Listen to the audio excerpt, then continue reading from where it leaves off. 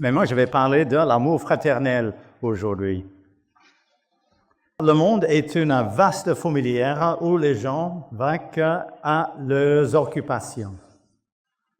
Dans les rues de chaque village, de chaque ville, les gens vont et viennent. Ils font ce qu'ils ont à faire. Mais dans certains lieux, comme à Gaza, en Ukraine, en Californie, là où il y a aussi des inondations, les préoccupations sont plus intenses et le pouvoir, évidemment, le comprend. Dans certains endroits, comme en Afrique, les gens sont préoccupés par des choses existentielles, alors que dans les pays où résident les descendants d'Israël, la vie est beaucoup plus facile, n'est-ce pas? Mais quand on voit combien la vie de certains est difficile, combien ils vivent avec peu de choses et combien le lendemain est une éternelle quête de survie, on ne peut qu'être admiratif des gens qui vivent ainsi.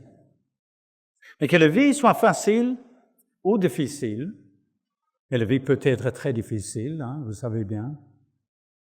Et il y a sur Terre des milliards de gens qui, en ce moment même, font des choses, ont des pensées qui occupent leur quotidienne.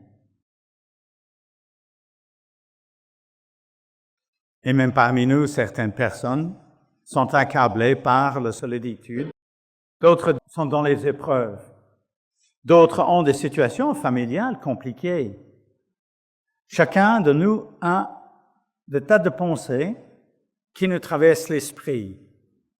Chacun ou chacune de ces personnes pense à ce qui les concerne, à leurs soucis, à leurs projets, à leur bonheur, à leurs épreuves. Et chacun est concerné par sa propre vie, et c'est normal. Et parfois, il nous arrive de passer devant un hôpital sans réfléchir aux drames qui se produisent. Des gens ou des personnes apprennent qu'elles ont le cancer et qu'on ne pourrait pas les guérir. Les personnes apprennent que leurs enfants vont mourir. Les personnes apprennent qu'elles vont avoir un enfant. Les personnes qui ont été blessées ou qui ont perdu un membre pendant les conflits de guerre, par exemple. Certains d'entre nous ont vécu des choses difficiles dans un hôpital et nous savons combien les lieux sont bouleversants. La vie est ainsi faite avec la préoccupation anodine, routinière, et des moments où nous sommes face à des situations graves. Et nous n'avons pas le choix, nous devons les subir, nous devons les affronter. Et malgré ça, la routine continue. Nous devons faire notre lit le matin, nous devons veiller à notre hygiène corporelle, nous devons nous habiller pour la journée, etc. La vie de chacun est composée de 1000 petits gestes, et bien sûr de quelques grands gestes qu'on n'oubliera jamais. Je n'oublierai jamais le jour de mon mariage, notre mariage. Je n'oublierai jamais le jour où notre fille est tombée d'un étage et s'est fracassée la crâne sur le carrelage de la maison. Je n'oublierai jamais la naissance de chacun de mes enfants. Sophie est née à la maison. Quel privilège. Elle a pris son premier bain à l'instant qu'elle venait au monde et glissé entre mes doigts dans un bassin d'eau.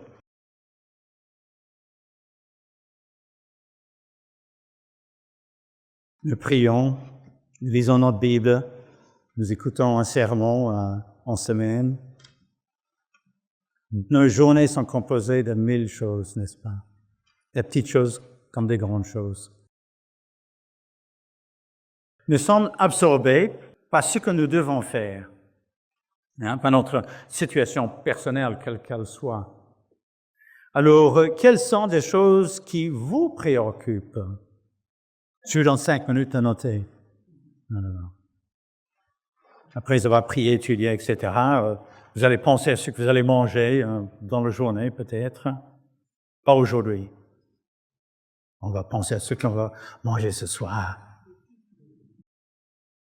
Vous avez des animaux domestiques, vous allez vous occuper d'eux.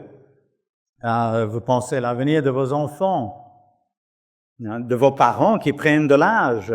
Il y en a quelques-uns de l'autre côté de la caméra, n'est-ce pas? Ce que vous allez étudier à l'école, les prochains achats que vous allez faire, etc. Eh bien, la Bible nous donne une instruction très précise.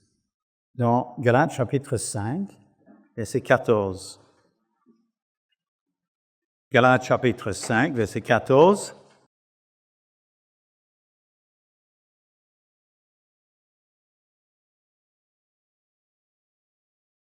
Inutile de chercher ma tasse de café aujourd'hui, Galates chapitre 5, verset 14. Car toute la loi est accomplie dans une seule parole, dans celle-ci. Tu aimeras ton prochain comme toi-même. Et comme je disais, le sermon aujourd'hui, je vais parler de l'amour fraternel.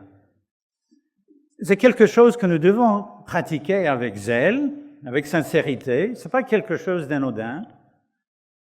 C'est le signe qui nous distingue du reste du monde, que nous sommes les disciples du Christ, n'est-ce pas? Nous chantons Jean 13, 34, 35 de temps en temps. Si nous devons aimer notre prochain comme nous-mêmes, il est donc logique de conclure qu'il est sain et normal de veiller sur soi, prendre soin de nous, sans tomber dans l'excès, comme le voudrait notre société de consommation, évidemment, ou tomber dans les pièges dont M. De Villiers vient de parler. Mais la Bible est claire, nous ne devons pas nous préoccuper de nous seulement. Nous devons nous soucier des autres. Le narcissisme est de plus en plus fréquent et le résultat d'une société qui pousse les gens à se préoccuper d'eux-mêmes, à se concentrer sur eux-mêmes. Alors, ils cherchent leur satisfaction, leurs envies, leur plaisir. C'est une société qui pousse les gens à se soucier d'eux-mêmes et c'est une société qui favorise l'indifférence. Ce n'est pas la voie de Dieu. La parole de Dieu nous demande de nous soucier des autres, aimer les autres comme nous-mêmes. Dans 1 Corinthiens chapitre 10, verset 24, premier épître de Corinthiens, chapitre 10, verset 24, Paul écrit que personne ne cherche son propre intérêt, mais plutôt celui de l'autre. Et l'amour du prochain est au cœur de notre vie de chrétien, n'est-ce pas? Dieu est amour et nous devons devenir comme Dieu. Dieu nous a créés avec des besoins fondamentaux, comme celui d'avoir de quoi subsister, celui aussi d'être aimé, et encore d'autres. Si nous nous aimons, nous veillons à combler ces besoins. Aimer notre prochain comme nous-mêmes veut dire également veiller aux besoins des autres. Nous ne pouvons pas, si nous sommes chrétiens, ne pas nous soucier des autres. Alors l'apôtre Paul nous a laissé l'exemple d'un apôtre qui aimait profondément ses frères et sœurs. 2 Corinthiens chapitre 13, verset 9. Paul exprime son amour pour les autres. En fait, il exprime son souci pour les autres, de leur santé spirituelle. Et ça, il a fait à maintes reprises. Il les appelait mes bien-aimés. Il se nourrissait des encouragements des membres et de leurs prières. Et il priait avec ferveur pour ses frères et sœurs. 2 Corinthiens chapitre 13, verset 9 dit ceci. « Nous nous réjouissons chaque fois que nous sommes faibles alors que vous êtes forts. Ce que nous demandons dans nos prières, c'est votre perfectionnement. C'est Paul qui l'a écrit. Dans tout ce que nous faisons, nous devons nous soucier des autres, de notre conjoint, de nos enfants, de nos frères et sœurs, mais aussi de notre entourage dans le monde. C'est une façon d'être une lumière, mais c'est une façon de les aimer. Galates chapitre 6, verset 10. Galates chapitre 6, verset 10.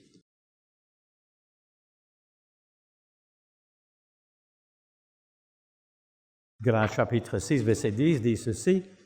Ainsi donc, pendant que nous en avons l'occasion, pratiquons le bien envers tous et surtout envers les frères en la foi. Nous devons donner priorité aux frères et sœurs dans la foi. Nous devons faire le bien vers tous. Comme je disais tout à l'heure, la vie est faite de gestes posés, des paroles prononcées et des pensées qui nous traversent l'esprit, seconde après seconde, minute après minute, heure après heure, jour après jour, et même année après année, et cela jusqu'à notre dernier souffle. Ne pensons pas que c'est la semaine prochaine ou le mois prochain que nous aurons l'occasion de nous soucier des autres. C'est maintenant. Et cela commence par nos prières. Je précise beaucoup la prière d'ouverture. On pense aux autres. Et je demande pour la prière de clôture qu'on pense à ceux on a demandé les prières. On prie ensemble. De quoi parlez-vous à Dieu dans vos prières? Il est bon de demander à Dieu de combler nos besoins, bien sûr, mais comment prions-nous pour les autres? Philippiens chapitre 2, verset 3.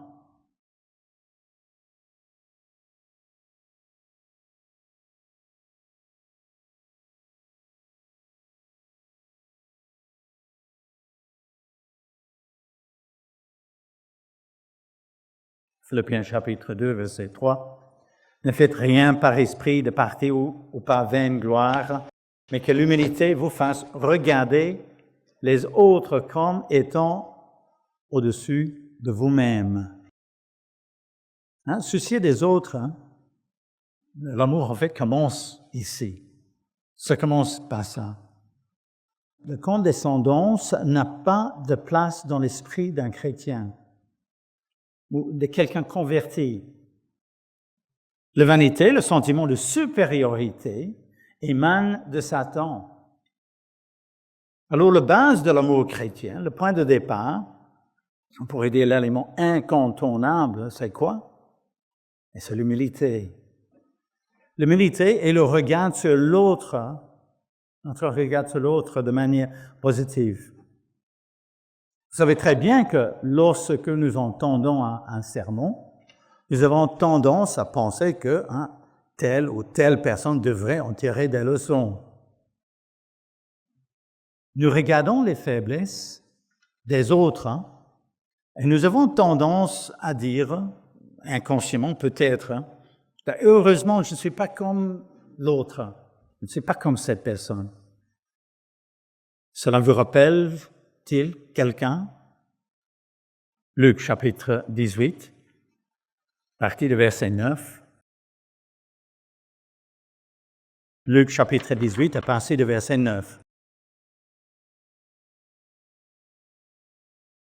Et dit encore cette parabole à l'intention de certaines personnes qui étaient convaincues d'être justes et qui méprisaient les autres.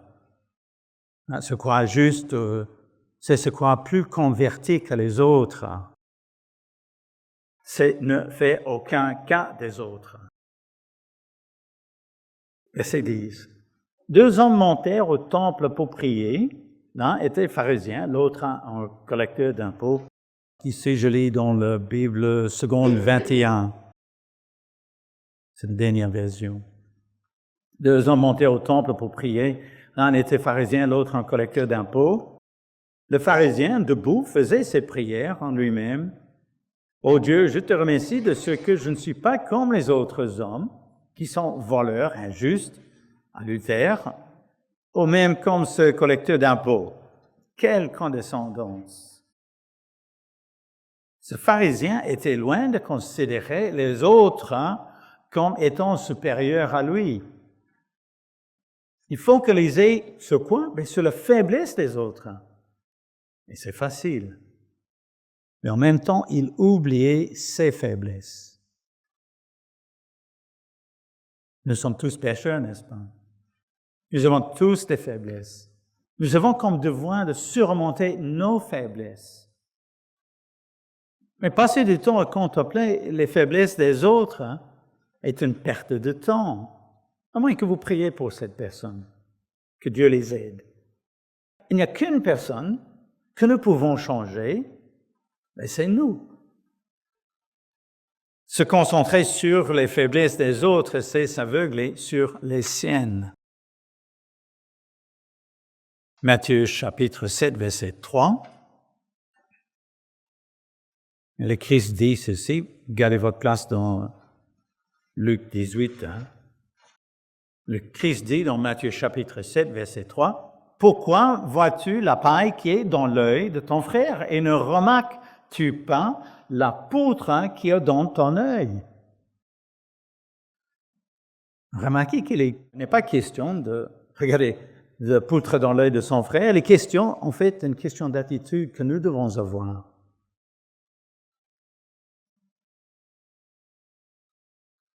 Les questions d'une attitude de jugement, ou même condamnation entre frères et sœurs. Il est tellement plus facile de voir les faiblesses des autres et de s'aveugler sur les nôtres. Mais notre devoir est de chercher les nôtres afin de les surmonter, n'est-ce pas? Contempler les faiblesses des autres, c'est se réconforter de ne pas être comme eux. Mais c'est oublier que nous avons, nous, des faiblesses à surmonter. Continuons dans Luc 18, verset 12. Luc 18, verset 12. « Je jeûne 2 fois par semaine et je donne le digne de tous mes revenus. » Cet homme qui se considérait meilleur que les autres posait des actes très précis. Il observait la loi, mais son cœur n'était pas rempli d'amour pour son prochain. Il se préoccupait de lui. Non, moi je. En oubliant que ce qui intéresse Dieu, c'est l'attitude. Et que nous avons derrière ça, cette attitude, c'est l'observance de la loi. On s'assied dessus, n'est-ce pas? Et lors d'un jour de jeûne comme aujourd'hui, il ne suffit pas de nous abstenir de manger. Nous devons veiller à notre attitude également. Le jeûne est très pratique, mais le jeûne ne concerne pas uniquement l'estomac. Notre cœur, ça concerne notre cœur et notre esprit. Et Dieu observe notre attitude à tout moment. Remarquez l'attitude que Paul souligne ici dans Romains chapitre 2, verset 27. Romains chapitre 2, à partir du verset 27 jusqu'au verset 29. Romains chapitre 2, verset 27.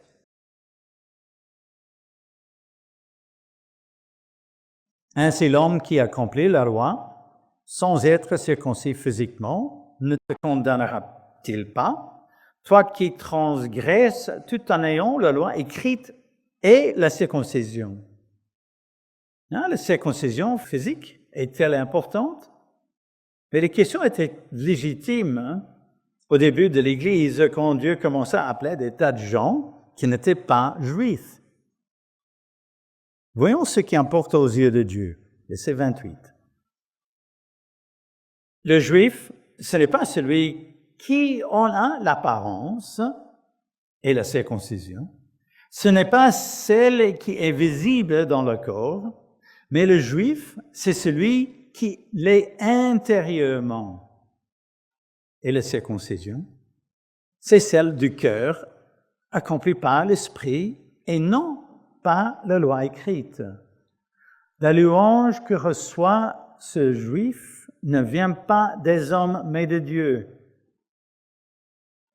Cet homme, on pourrait dire cet homme rempli de propre justice, ne comprenait pas le concept de l'esprit de la loi, qui ne se concentre pas sur les gestes, mais que se concentre sur l'attitude en posant les gestes. C'est l'attitude que nous devons avoir avec ce que nous faisons. Et Dieu attend que nous observons la loi. Mais il attend surtout que nous le faisons avec la bonne attitude, avec humilité et avec ceci pour les autres. Revenons à Philippiens chapitre 2. Philippiens chapitre 2, on était au verset 3, n'est-ce pas? Ne faites rien par esprit de rivalité ou par désir d'une gloire sans valeur, mais avec humilité, considérez les autres comme supérieurs à vous-même. Verset 4, que chacun de vous, au lieu de regarder ses propres intérêts, regarde aussi à ceux des autres. C'est quoi un esprit de rivalité? Mais c'est se mettre en compétition avec les autres. C'est vouloir être meilleur qu'eux. C'est se comparer aux autres. C'est aussi critiquer les autres. C'est perdre son temps à juger et à condamner les autres au lieu de chercher nos faiblesses et de les surmonter. Ne faites rien par désir d'une gloire sans valeur, on pourrait dire. Et vous pouvez lire ça dans le Louis II 21.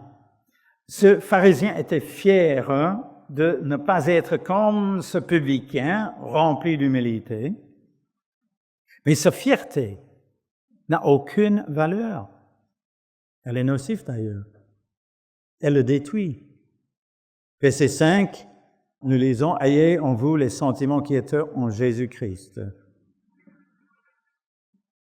Nous sommes à moins de 3 mois de la Pâque, n'est-ce pas? Nous devons avoir cette attitude, ces sentiments de Jésus-Christ, et que notre attitude soit identique à celle du Christ. Le Christ ne se sentait pas supérieur aux autres. Il était un serviteur, et il a bien montré lors de la Pâque qu'il a prise avec ses disciples avant de mourir. S'il nous demande de poser les mêmes gestes chaque année, c'est pour nous aider à comprendre que nous devons nous tourner les uns vers les autres sans jugement, sans sentiment de supériorité, et nous devons les servir, veiller sur eux, être à leur écoute. Verset 6, nous lisons, « Lui qui est de condition divine, il n'a pas regardé son égalité avec Dieu comme un butin à préserver. » On entend les gens, quand ils se font réprimander, qui disent « Vous savez qui suis-je » Le Christ n'avait pas cette attitude. Et pourtant, il avait de quoi se sentir supérieur à tout le monde, y compris les gens qui l'ont défiguré et qui ont craché sur lui. Mais ce n'est pas ce qu'il avait dans son cœur. Le Christ avait un cœur rempli d'humilité, un cœur prêt à servir, prêt à agir pour les autres. Il se dépouillait lui-même, versets 7 et 8, il se dépouillait lui-même en prenant une condition de serviteur, en devenant semblable aux êtres humains, reconnu comme un simple homme. Il s'est humilié lui-même en faisant preuve d'obéissance jusqu'à la mort, même la mort sur la croix. Voyez-vous la vanité dans ces quelques lignes? Voyez-vous l'attitude de quelqu'un qui dit, ben, comment osez-vous me parler comme ça? Ne savez pas qui suis-je? Regardez bien le mot utilisé dans ce verset. Dépouillé, condition de serviteur, semblable aux êtres humains, simple homme, humilié jusqu'à la mort. Quelle attitude de dévouement, n'est-ce pas? Jusqu'à la mort pour partager un avenir merveilleux avec toute l'humanité. Il n'y a pas la moindre trace de vanité, d'égoïsme, que du contraire. Continuons, verset 9. C'est aussi pourquoi Dieu l'a élevé à la plus haute place et lui a donné le nom qui est au-dessus de tout nom, afin qu'au nom de Jésus, chacun plie le genou dans le ciel, sur la terre et sous la terre. Dieu a élevé le Christ parce qu'il a fait preuve d'humilité. Ceux qui jugent les autres en s'imaginant meilleurs qu'eux ne font pas preuve d'humilité. Ils ne seront pas élevés par Dieu. L'humilité, la véritable humilité, pas celle qui se vante d'être un bon chrétien. L'humilité doit faire partie de notre quotidien, comme ce fut le cas du Christ. Romains chapitre 12, versets 15 et 16. Romains chapitre 12, versets 15 et 16.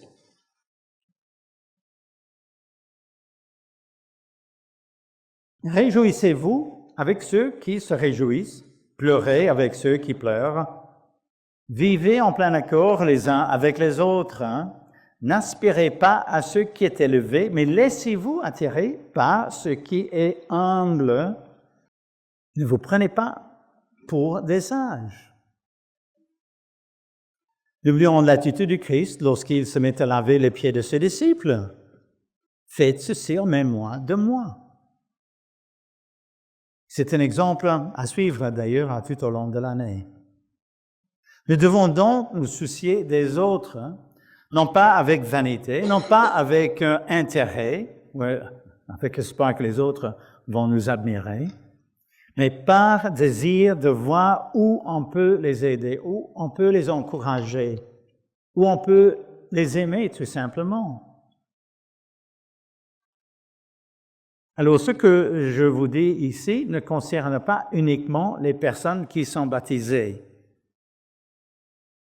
Nous devons tous imiter le Christ dans son souci des autres, dans son amour pour les autres, que nous soyons baptisés ou non, que nous soyons adultes ou pas.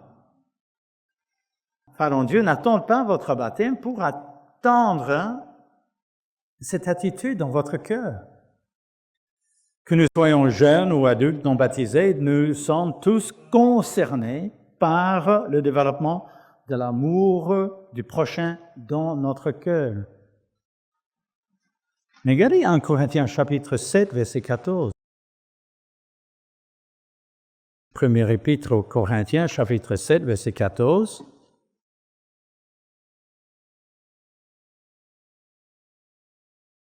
Car le mari non-croyant est sanctifié par la femme, et la femme non-croyante est sanctifiée par le frère ou le mari. Autrement, vos enfants seraient impurs, tandis que maintenant, ils sont saints. Qu'est-ce que ça veut dire, saints? Et ça veut dire mis à part. Dieu considère les jeunes de l'Église comme étant saints. Ils doivent donc également fournir des efforts pour ressembler au Christ. Mais comme je l'ai dit au début du sermon, aimer son prochain comme soi-même signifie également que nous devons nous aimer. Il est normal d'être concentré sur sa personne par toutes les tâches que nous devons accomplir tous les jours, mais nous devons nous soucier des autres, prier pour les autres, soutenir les autres. Une vie qui ne tourne qu'autour de soi est une vie bien pauvre. Dieu nous a créés avec un besoin de vie sociale, n'est-ce pas? En nous souciant des autres, nous enrichissons notre vie. Et si vous avez du mal, si vous avez des difficultés, je vous suggère de commencer par la prière, demander à Dieu de vous aider à vous soucier des autres. Et faites une liste des personnes que vous connaissez qui ont besoin de prière. Prier pour les autres est une façon d'aimer les autres. Vous n'imaginez pas le nombre de fois que les gens m'ont dit s'être sentis soutenus par la prière de leurs frères et sœurs. Vous vous souvenez de Mme Marie de Kock, peut-être. Elle a passé des décennies dans l'Église et quand il y avait des problèmes au sein de l'Église, elle me téléphonait pour me dire « Ah, je prie pour toi ». Vous ne pouvez pas imaginer combien cela m'aidait. Et elle n'était pas la seule à m'encourager ainsi. Ou quand je pars en Afrique et je me retrouve face à une situation délicate, comme avec le policier corrompu qui cherchait à me dépouiller, par exemple, je sais que je peux compter sur vos prières. J'ai téléphoné il y a quelques personnes tout de suite. Besoin de prière tout de suite. Prions les uns pour les autres. Quand quelqu'un vous confie qu'il traverse une épreuve, priez pour cette personne. Notez-le et priez pour cette personne. 1 Timothée chapitre 2, verset 1. Vous notez 1 Timothée chapitre 2, verset 1. J'exhorte donc avant toute chose à faire des prières, des supplications, des requêtes, des actions de grâce pour tous les hommes. Le psaume 133. Dieu apprécie la congrégation où règne un amour indéniable les uns pour les autres. Et ici, c'est un chant de David, chant des montées de David. Oh, qu'il est agréable, qu'il est doux pour les frères de demeurer ensemble. C'est comme l'huile précieuse versée sur la tête qui descend sur la barbe d'Aaron et sur le col de ses vêtements. C'est comme la rosée de l'Hermon qui descend sur les hauteurs de Sion. Et en effet, c'est là que l'Éternel envoie la bénédiction, la vie pour l'éternité. L'harmonie entre frères et sœurs est là que l'Éternel envoie la bénédiction.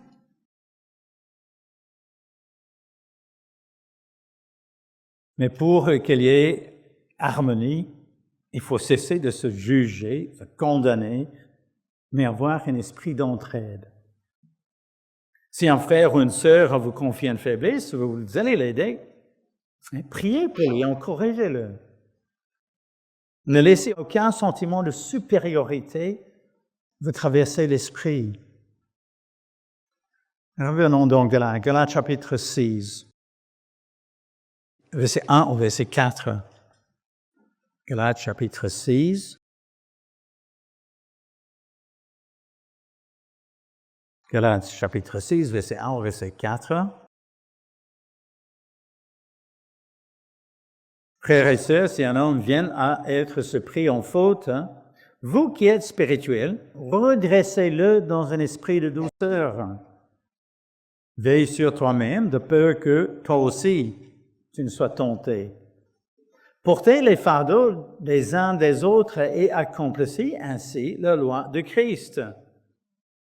Si quelqu'un pense être quelque chose alors qui n'est rien, il se trompe lui-même. Que chacun examine ses propres œuvres, et alors il y aura de quoi être fier par rapport à lui seul, et non par comparaison avec les autres. Car chacun portera sa propre responsabilité. On doit encourager la personne qui a une faiblesse, avec douceur, sans le juger, sans le condamner, car nous ne sommes pas meilleurs que cette personne. Éphésiens chapitre 4, verset 1 et verset 2. Éphésiens chapitre 4, verset 1 et verset 2. Je vous encourage donc, moi, le prisonnier dans le Seigneur, écrit Paul, à vous conduire d'une manière digne de l'appel que vous avez reçu. Et comment? En toute humilité, en douceur, avec patience, supportez-vous les uns les autres dans l'amour. Et remarquez que faire preuve d'amour envers les autres, faire preuve d'humilité, c'est faire preuve de douceur, c'est faire preuve de patience. Je vous encourage à méditer sur ces trois qualités dans le contexte de vos rapports envers vos frères et sœurs. Proverbe chapitre 24, versets 17 et verset 18. Proverbe chapitre 24, verset 17, verset 18. Cet amour, mes frères et sœurs, pour les autres, doit aller jusqu'envers les gens qui nous veulent du mal. Et ça, on verra ça. On verra ça dans le futur. Nous en croisions peut-être déjà dans la vie. Les gens qui nous en veulent. Les gens qui ne sont pas bienveillants envers nous. Mais ce n'est pas une raison de ne pas les aimer. Nous ne devons pas leur souhaiter du mal. Proverbe chapitre 24, verset 17. Ne te réjouis pas lorsque ton ennemi tombe et que ton cœur ne soit pas dans l'allégresse quand il trébuche. L'Éternel le verra, cela lui déplairait et il détournerait sa colère de lui. Mais on sait que ce n'est pas toujours facile, ce n'est pas toujours simple. Lorsque, de notre dernier voyage, nous avons été confrontés en Afrique par une situation horrible, avec une personne qui a fait énormément de mal à quelques personnes. Les personnes affectées sont dans l'Église, d'autres pas. Et par amour, il fallait éloigner la personne, le coupable, mais par amour et par souci des victimes, et d'autres victimes éventuellement, des victimes potentielles. Et la chose à faire était d'aller à la police et de leur confier la situation, ce qu'on a fait. C'est pas toujours facile. C'est pas toujours facile. Aimer son frère et sa sœur, c'est aussi chercher à la protéger du mal. Et ensuite, il faut pardonner. Le docteur Meredith avait l'habitude de dire que nous étions l'Église des pardonnés. Il ne faut pas oublier ça. Nous sommes l'Église des pardonnés. Nous avons tous été pardonnés. Et nous devons apprendre à pardonner nous-mêmes quand les faits sont terribles. Nous devons apprendre à pardonner, même quand les faits sont terribles. Ça, c'est le mot chrétien, n'est-ce pas? Éphésiens chapitre 4, verset 32. Éphésiens chapitre 4, verset 32. Soyez bons les uns envers les autres, compatissants, vous pardonnant réciproquement, comme Dieu vous a pardonné en Christ. Et l'apôtre Paul nous exhorte à faire preuve d'amour fraternel. Et il le décline en 3 situations possibles. 3 points ici.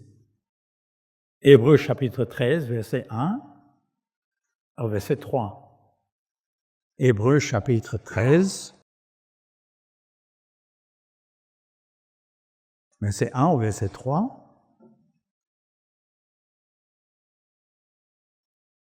Nous lisons ici. Persévérez dans l'amour fraternel. N'oubliez pas l'hospitalité, car en l'exerçant, certains ont, sans le savoir, logé des anges.